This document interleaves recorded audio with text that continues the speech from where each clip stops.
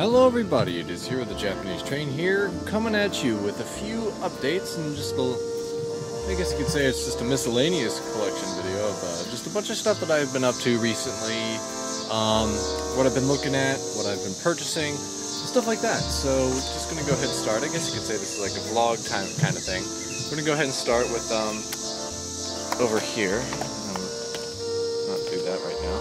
So for all of you that know, the Thomas Wooden Railway website has a catalog that they send out to people who are members of their website, and they have monthly catalogs, so they send you one every month. But something odd happened, and as you can see here, this is the July catalog. But I've got two of them, and I got mailed two of them in the same month. I got this one like the other day.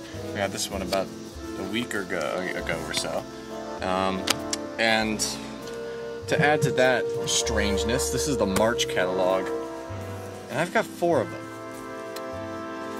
So I guess what happened is, because they sent me one in March, true, but then they also sent me one in April, and May, and June.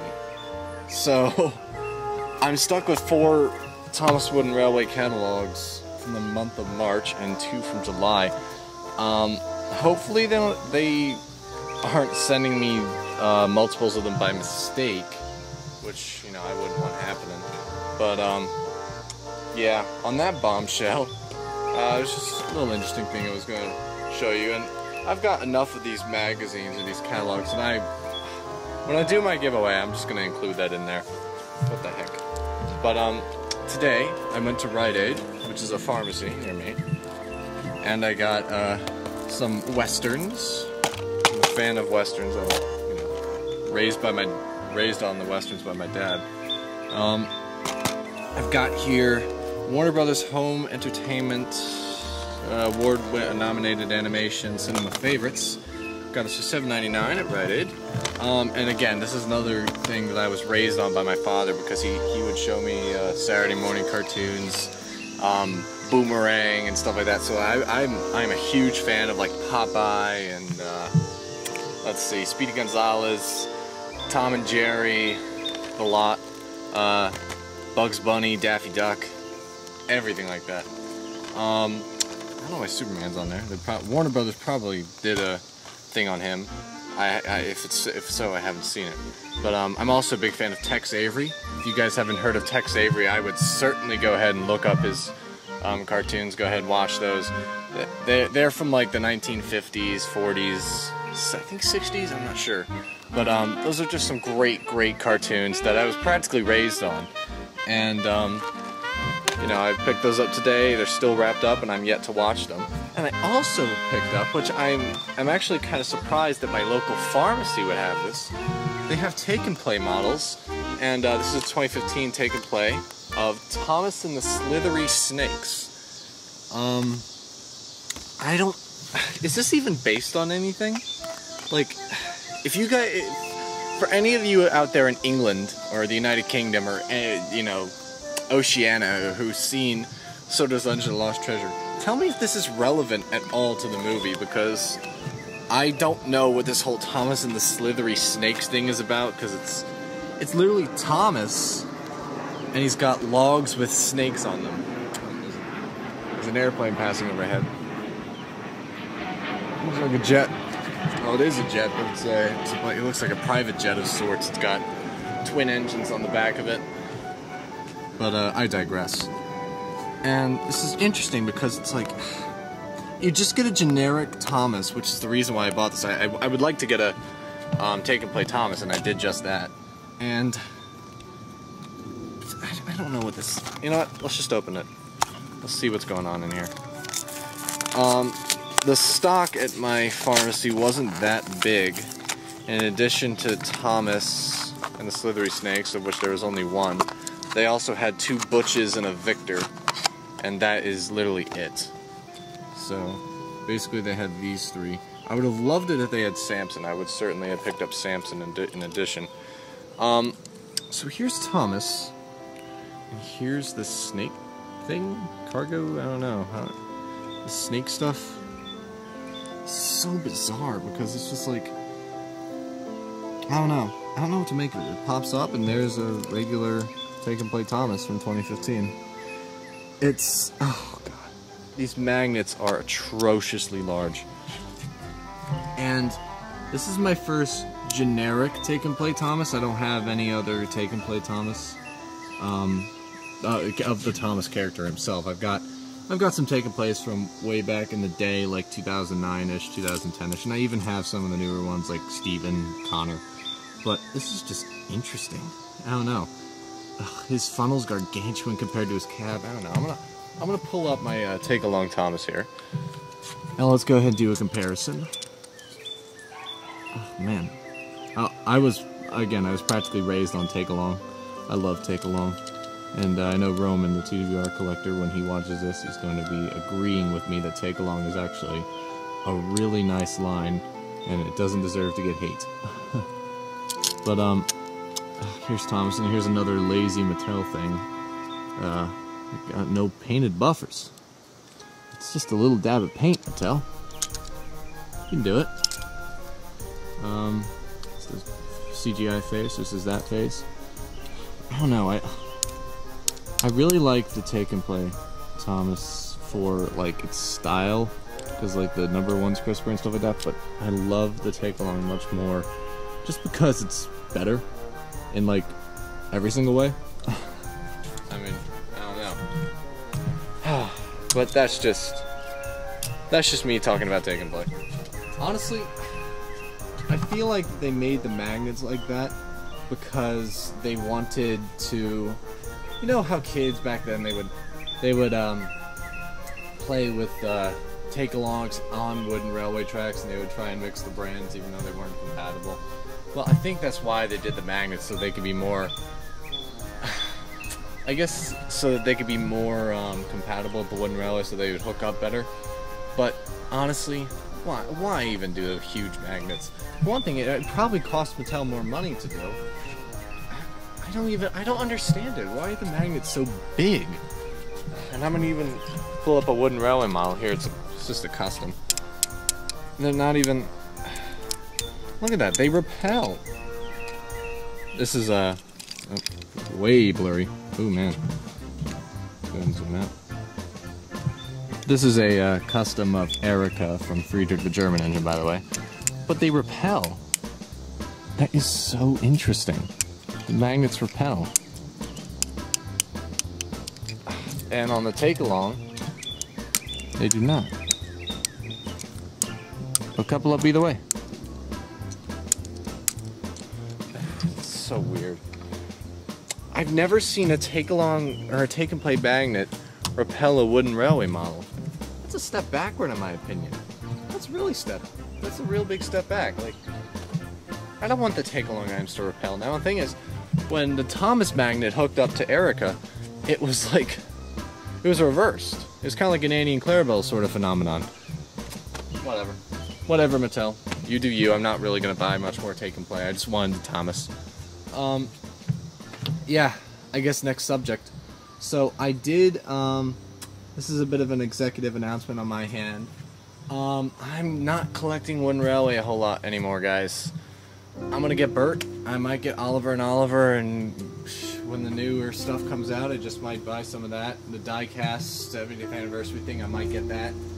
But, I don't know if I'm gonna be collecting much more. Because Bachmann and Hornby are just, they look really attractive to me right now. And I went ahead and I purchased a Bachmann Henry off of eBay, and here he is. And I want to get a Hornby Thomas, and if I keep buying wooden railway stuff, and if I keep buying lots and sets on eBay, I'm not going to have the money to buy Bachmann and Hornby. I'm not going to transition my series or anything like that, so don't get too alarmed, but yeah, I'm distancing myself from wooden railway, guys. It's odd because I'm a wooden railway channel, but I really want to do this. I want to buy some more Bachmanns and Hornbys.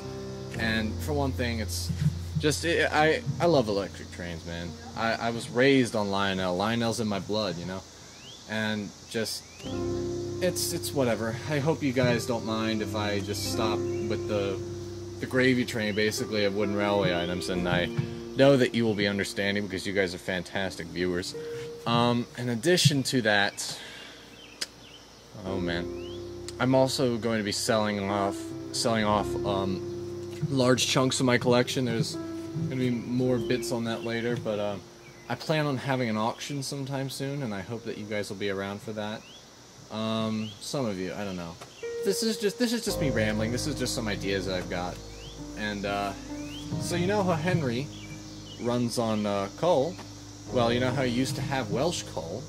Speaking of Welsh coal, see this little guy right here? Okay. So this is a little engine on a stand. It's a model, display item of a British tank engine. This was part of my grandfather's collection of trains. Basically this part of the update video is when I went out into my garage and into my basement, and I went through my grandfather's electric train collection. I went through all of his trains basically, and I found this, and it gets even better because you know how I mentioned Henry's Welsh coal.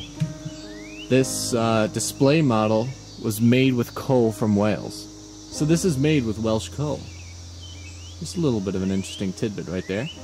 And this is part of my grandfather's collection. I do remember this. It's been in my family for quite some time. I inherited just about every single piece of railway machinery that my grandfather had. Just about his entire collection. Oh, I'm getting bit by mosquitoes. This video's gonna have to get over soon. It's hard when you live in the South. Not even that far deep in the South, but still. Ugh, mosquitoes. Speaking of my grandfather's collection, I found this funny little train here, because it looks like your average model train on a stand, right? Well, think again. It's a phone. That's right, the boiler and cab area comes off to reveal a phone. And I remember this in my grandfather's house. I found it in a bin with a bunch of electric trains and stuff.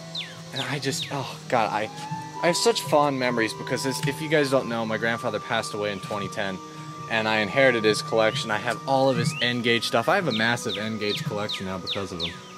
And I remember this from back at his condo when he used to have it in his room. He had a whole bunch of stuff. He had like cabooses from like G scale down to Z scale, like all lined up, biggest to smallest. So it was a magnificent thing. And I remember this right here. It was never plugged in, and I don't know, I really missed this phone, and I found it in my garage, and I'm just really thankful for that.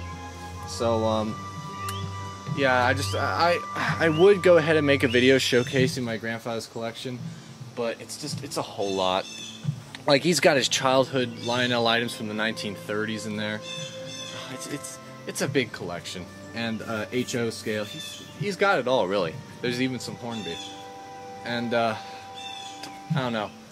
I really miss my grandpa, guys. He had a wonderful collection. He shared the passion with trains that I did. And I dare say he even had a bigger passion for trains than I'll ever have, because I mean, you should have seen his condo. Hornby catalogs, Bachmann trains lining the walls. Oh man, I do miss him. He had a wooden railway set too. It was the Thomas figure 8 conductor set. It was a set that I did not own. Actually, I still don't own. I still don't own the conductor set, but I played with that set every time I came over. I brought my own wooden railway items. I brought Wilbert, Frank, who, like when I picked up an item, I'd always bring it to his house and play with the trains on his little figure 8 set. It's great stuff. Great stuff, guys. Alright, so here's to the last part of my update video. It's my little vlog thing going on here. It's an engine, I mentioned her before, it's Erica, but it's a custom of a 2013 Rosie that I painted into Erica for Friedrich the German engine. And she is, I'm going to be doing a segment for basically like meeting the characters, and I just want to go ahead and showcase this custom because I made it a few months back, but you know, I'm really proud of it, and it's a living reminder that Friedrich the German engine is not dead. because you guys really haven't been hearing a whole lot from it. But yeah, I'm reworking the script, and Liz Productions, she's actually going to be doing the voice of Erica. I'm super excited for that, because she wants to be a professional voice actress, and she's, you know, she's really going above and beyond to get this accent down. And Erica, she's got a hell of a role ahead of her, because Friedrich the German Engine is going to be a drama. It's about how steam engines in Germany during the Second World War coped with the Allied bombing campaigns, like, you know, Bomber Command. You know, they bombed like Dresden, Cologne, Hamburg, Würzburg, stuff like that. And this movie will actually take place in Cologne, Germany, which was it was bombed over 1,000 times during the war. Oh, I hope that's correct. If that's not a correct statistic, please correct me, because it does sound a little bit too much. But there was plenty dead in the city of Cologne, and I really want to just capture that. And, you know, it's nothing that anyone's ever done before. People have put the Germans into their Thomas series, and I want to go into Germany itself, you know. And what better way to do it than by a movie about German engines? Friedrich the German Engine, and here's Erica, who's a little shunter. And she's bubbly, energetic, exciting. And I hope that you guys are going to love this movie. I hope you're as excited for it as I am. And on the note of Friedrich, there's a bit of an executive decision on my hand that I'm going to go ahead and move episode 10 of Sodor Stories into season 2, just to get Friedrich the German Engine out in time to just to save time on progress and stuff like that, because as you guys know, I am going into my senior year of high school. And after senior year, I don't know if I'm going to be able to do much of this stuff as much as I used to. So when that happens, I'll let you know. You know, I'm just going to keep you going. I'm going to keep you updated. I'm going to, you know, I'm not going to keep you guys in the dark, because you guys are great viewers of mine. And I hope that you really enjoyed this video, and I hope that you really enjoy Friedrich when that gets done. Sad Story Samson Part 3 is also coming, although I was editing it in iMovie, and iMovie corrupted the file, and I lost Sad Story Samson Part 3 completely. So I'm starting again from scratch. I have all the footage and stuff. I'm putting it back together in Camtasia. I'm salvaging what I can, and I'm going to go ahead and try and get it out to you guys soon. I'm going on vacation this weekend, so it might be delayed by another week. I don't know, but it's not going to be like Part 1 to Part 2. It's not going to be a 6-month gap, because I can't afford to lose that time with Friedrich. And that's really it. Thank you guys for watching this update video, and we're reaching 900 subscribers. I can't believe it, you guys. You know, really, like, I need to go ahead and do like a bump video for you all. I want to pay myself back to you guys, because without your viewership, without your comments, without your kind feedback, I wouldn't be here right now. I wouldn't, you know, I wouldn't have the viewership that I do right now. And at the risk of rambling, I just want to say thanks, guys, because you guys really helped me out there. Helped me out an awful lot. And go ahead and watch some more of my videos. There's going to be more to come, more customs. I got LBSC Thomas finished, in addition to some more stuff like that. And with that, thank you guys for watching Vlog 1 of Hiro the Japanese Train in my channel. This is Hiro the Japanese Train, signing off. Thanks for watching, guys.